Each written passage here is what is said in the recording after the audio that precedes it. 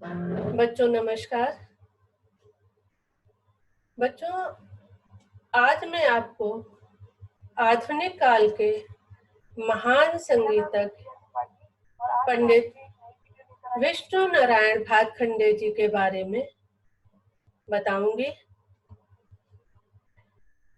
पंडित विष्णु नारायण भातखंडे जी का जन्म 10 अगस्त सन 1860 को बंबई प्रांत के, जो कि महाराष्ट्र में है, वहां के बालकेश्वर नामक स्थान पर कृष्ण जन्माष्टमी के दिन हुआ था।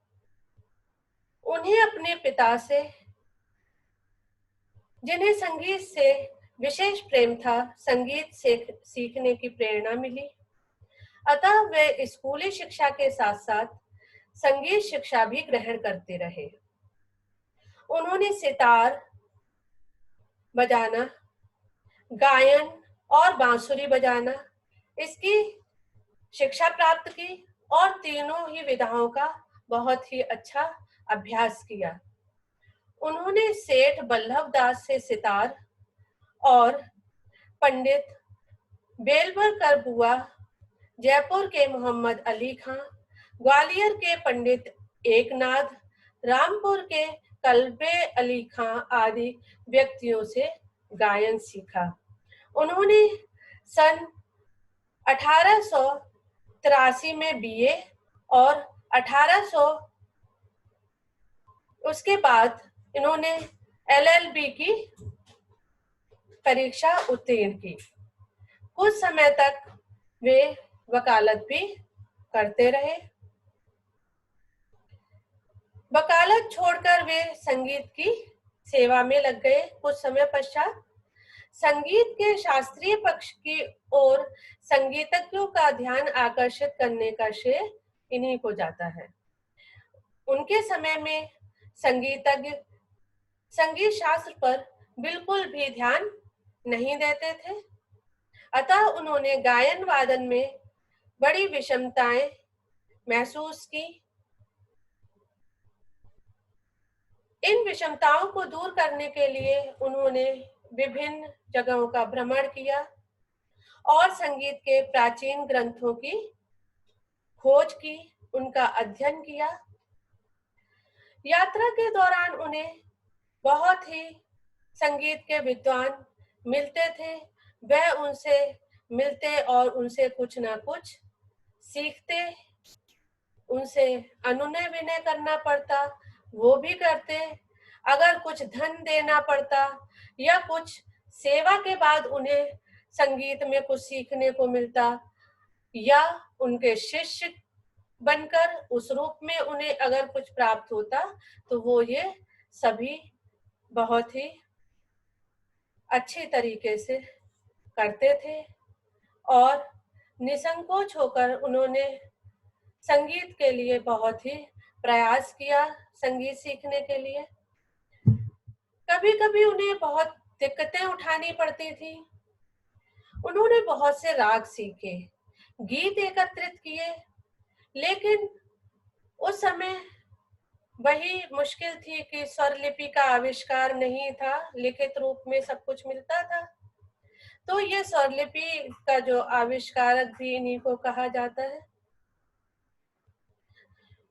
इन्होंने स्वरलिपि भातखंडे क्रमिक पुस्तक के 6 भागों में संग्रहित कर संगीत प्रेमियों के लिए अथाह भंडार प्रस्तुत किया।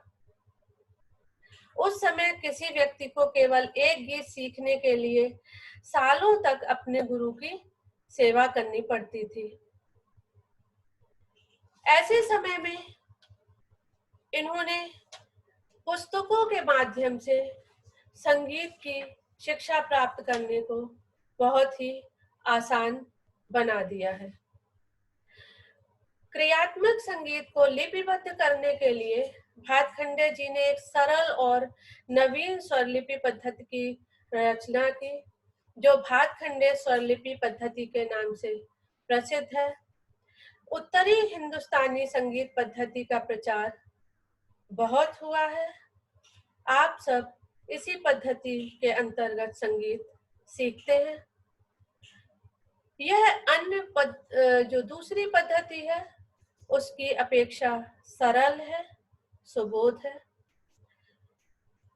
इसके अतिरिक्त राग वर्गीकरण का एक नवीन प्रकार थाट राग वर्गीकरण को प्रचलित करने का श्रेय भी भातखंडे जी को जाता है। उन्होंने वैज्ञानिक ढंग से समस्त रागों को 10 थाटों में विभाजित किया। उनके समय में राग रागनी पद्धति प्रचलित थी। उन्होंने उसकी कमियों को समझा और उसके स्थान पर थाट का प्रचार किया तथा काफी थाट के इस स्थान पर बिलावल को शुद्ध थाट माना। जिस समय भारत में रेडियो का प्रचार नहीं था, उस समय भातखंडे जी ने संगीत के प्रचार के लिए संगीत सम्मेलन की कल्पना की और सन 1916 में बड़ौदा नरेश की सहायता से प्रथम संगीत सम्मेलन सफलतापूर्वक आयोजित किया। उस सम्मेलन में अखिल भारतीय संगीत अकादमी स्थापित करने का प्रस्ताव सर्वसम्मति से पास हुआ। शीघ्र ही उसकी स्थापना हुई, किंतु अधिक समय तक कार्य नहीं हो सका। सन 1925 तक उन्होंने 5 बहुत ही बड़े बड़े संगीत सम्मेलन आयोजित किए। भातखंडे जी के प्रयत्नों से कई संगीत विद्यालयों की स्थापना हुई। उनमें से मुख्य है मैरिस म्यूजिक कॉलेज लखनऊ, माधव संगीत विद्यालय ग्वालियर तथा म्यूजिक कॉलेज बड़ौदा। भातखंडे जी द्वारा रचित मुख्य पुस्तकों की सूची इस प्रकार है। हिंदुस्तानी संगीत पद्धति क्रमिक पुस्तक मालिका, ये 6 भागों में है। भातखंडे संगीत शास्त्र, इसके 4 भाग हैं। अभिनव राग मंजरी इत्यादि पुस्तकें बहुत ही महत्वपूर्ण हैं, जो कि पंडित जी के द्वारा लिखी गई। 19 दिसंबर 1836 को श्री विष्णु नारायण भातखंडे जी का स्वर्गवास हो गया। वास्तव में पंडित विष्णु दिगंबर पलुस्कर, जो उनके समकालीन रहे, तथा भातखंडे जी दोनों ही एक दूसरे के पूरक थे। दोनों ही संगीतज्ञों ने आधुनिक काल में संगीत को एक भव्य रूप प्रदान किया। संगीत के क्षेत्र में भातखंडे जी तथा पलुस्कर जी दोनों ही अमर विभूतियां आदिकाल से अंत और आने वाले समय में हमेशा याद किए जाएंगे दोनों लोग। इस प्रकार से बच्चों, मैंने आपको आज पंडित विष्णु नारायण भातखंडे जी के बारे में बहुत ही संक्षिप्त रूप में कुछ बातें बताई।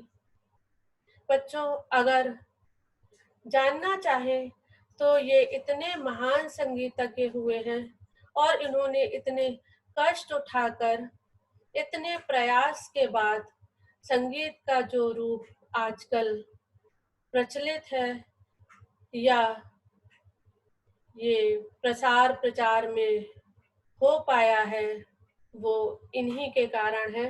बच्चों, स्वरलिपि पद्धति का आविष्कार करके इन्होंने अपना महान योगदान संगीत के क्षेत्र में दिया है।